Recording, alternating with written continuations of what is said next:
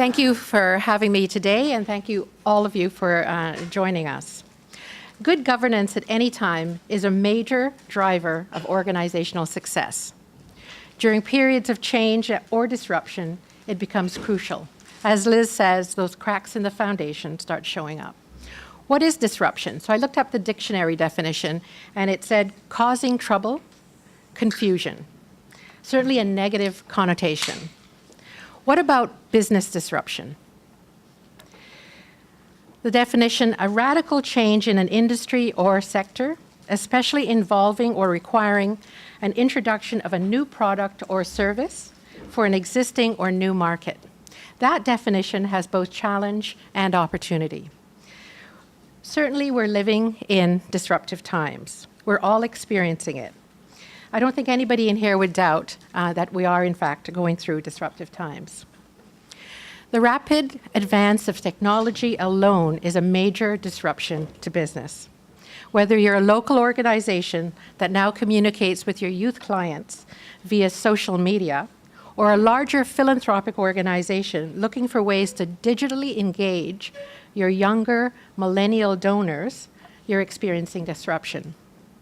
Increasingly at United Way Toronto and York Region,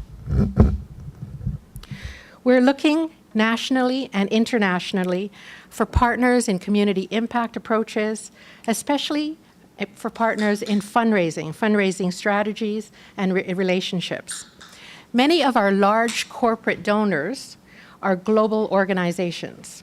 They're looking for common giving and engagement experiences for all of their employees across all borders, and quite often on the same day. So that, for us, has certainly been something that we have to pay attention to. Good governance in disruptive times isn't about sheltering yourself from disruption. It's about positioning your organization to weather crises and seize emerging opportunities. It's about being nimble and adaptive. I'll be sharing my experiences with you today. I think sometimes examples bring alive some of the things that we're talking about, and so I'll be doing that. You'll hear a lot about United Way. It's not because I think we do everything well at United Way. In fact, we are a work in progress. I'll share some of that as well. But we'll also have an opportunity to share your good ideas and practices for the organizations you're involved with at your tables when we have the discussion period. Here's some of the things that we have learned. Number one, the first idea. Know your environment and your place in it. Develop a deep and dynamic understanding of your entire ecosystem. Gone are the days of the 5-year strategic plan. So the word dynamic is really key. Everything is moving too quickly for that 5-year time frame. But the value of what a strategic planning process brought to our organization is really very important. So within our quick pace today, we have to try and bring that value of strategic planning into our organization.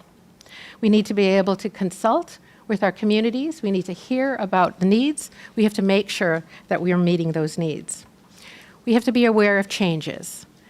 We have to be aware of funder changes, government policy changes, research that impact program design, and new players on the block. All of that we need to take a quick scan of. And we can't do it every 5 years. Things are moving too quickly. The question of, are we relevant, is still a very relevant question. Our boards must ensure the organization asks that question of itself, and that we pay attention and spend time with that response. Who are our partners and allies in community? What are we hearing from them, and how are they behaving? Are we duplicating services? Are we missing anything? Are there projects that we should stop? Are there things that other people are doing better that we should actually give up? More than knowing our partners who can tell us and help us with that, share with us, we need to pay attention to our competitors.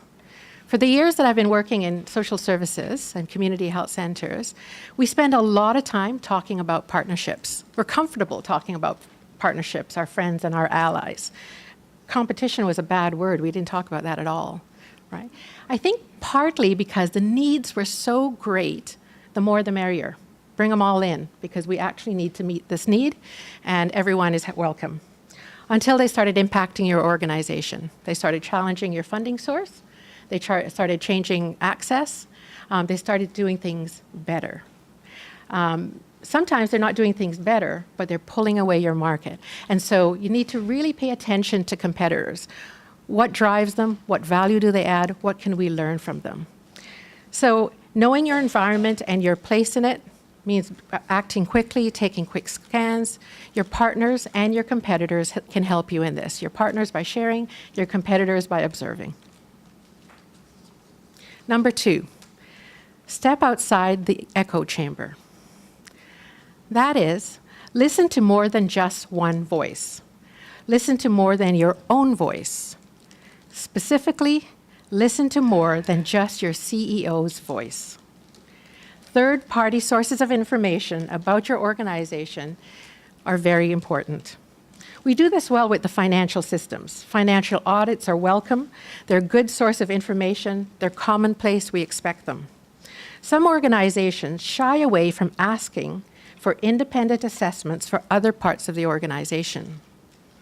When I've worked with other boards of directors, when I worked within community health and social services, some people tell me that they don't want to raise their hand and ask questions about other parts of the organization and reports.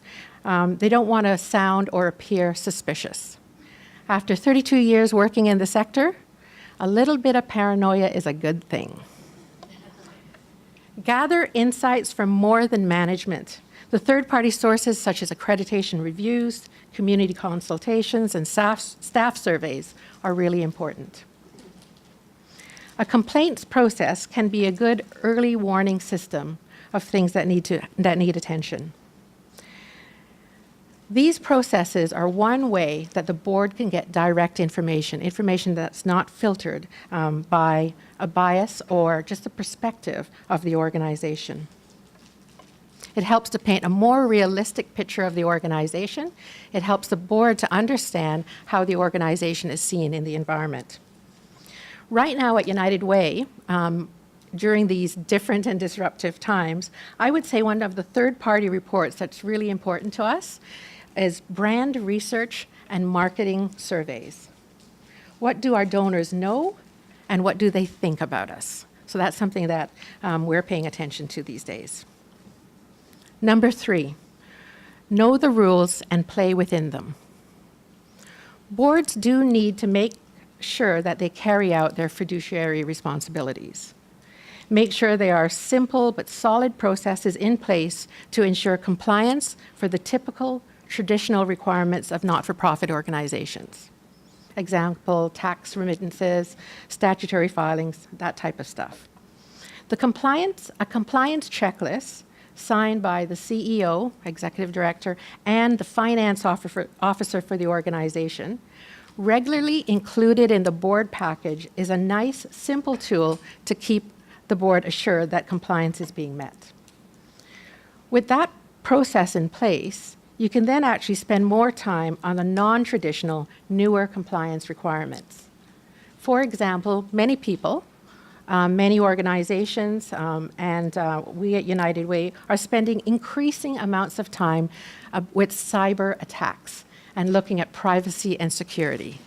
So in the last 2 years, that's been an area that we've been able to focus on, knowing in fact that we have a good process in place for all of the other remittances and so forth that we need to make sure that we carry out our fiduciary responsibilities. Know the rules and playing within them is all about risk management. So in addition to the compliance checklist, we also develop a risk map every year. So at United Way, our risk map has 2 axes. One axis is on probability, and the other one is on impact.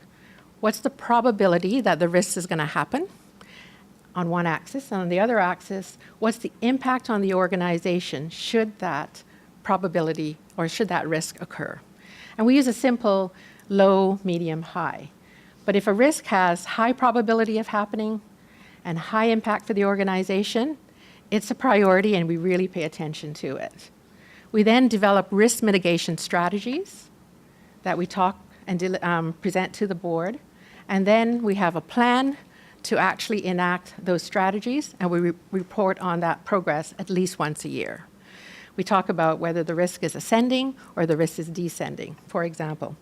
One of the things that we've done in the last 3 years that I think has been really helpful for our organization is we leveraged our committees of the board to really pay attention to risk. So what we've done is helped our board, asked our committees to help identify risks and help identify risk mitigation strategies.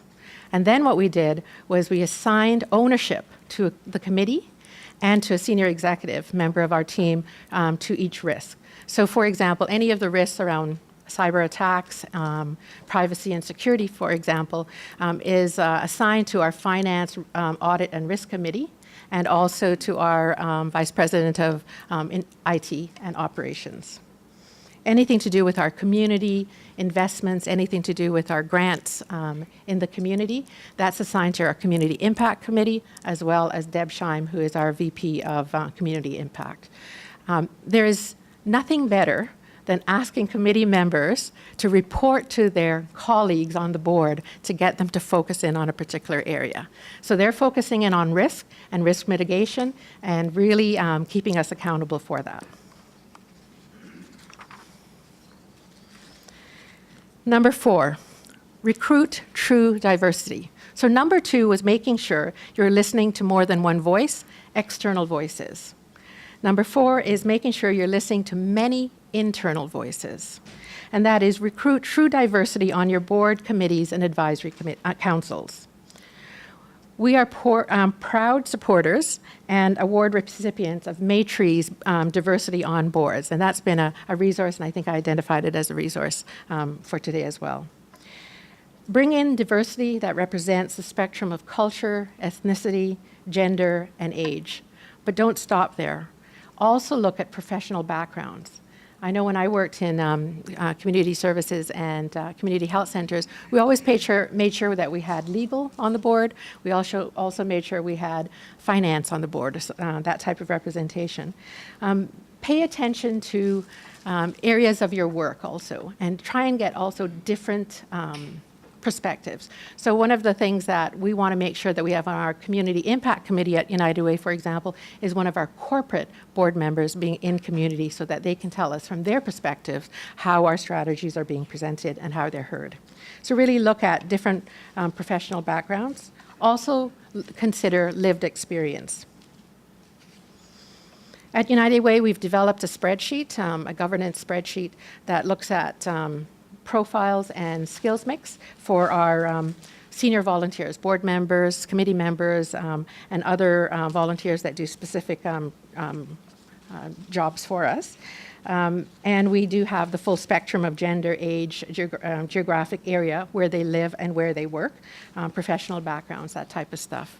We do track it. All the committees look at it and they challenge us.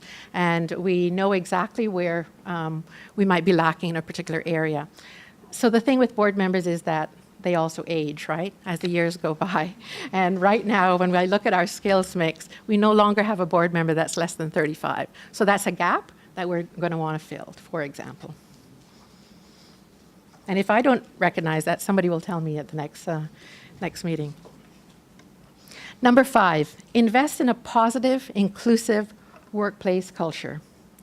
Strong governance alone cannot respond effectively in time to crises, change, or disruption. You need to be able to count on your management and staff teams to work together. When funds are tight, in the midst of so much community change and so much community need, it's easy to approve budgets that prioritize program spending and reduce staff development, training, and wellness. That approach can only work for a very short period of time. Everyone in this room, in fact, knows the positive culture of an organization goes a long way for ensuring effective and quality programs. So boards need to ask for a strategy for positive culture development in the organization. They need to allocate budget towards it, dollars towards that, and they need to monitor success. So ask for KPIs on an annual basis that look at things, traditional things like absenteeism, turnover, grievances, those types of things. But in addition, you also want to hear from staff. Hear from staff in an anonymous way, if possible. So one of the things that we do at United Way is we have a a team that comes in and does a staff survey every second year. And it's anonymous, they gather the information, and there's a report that's made to the board. We can segment according to staff type, so administrative staff, management staff. We can look at staff within particular departments. In the in-between years, we conduct a diversity and inclusion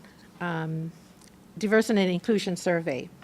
And these results are brought to the board on an annual basis. Our board knows to expect these results in December, for example, because it's on their board calendar. So organizations that have these processes in place, they strive to have them in place, I think are in a good position to govern in disruptive times. They have the foundation or the basics. I'll recap the 5 areas. Know your environment and your place in it. Step out of the echo chamber. Know the rules of the game and play by them. Recruit true diversity. Invest in positive, inclusive work culture. These 5 areas will give your governance, your board, confidence that the foundation is there. The organization can then nimbly and flexibly weather crises, can pick up on opportunities that could be best for the organization.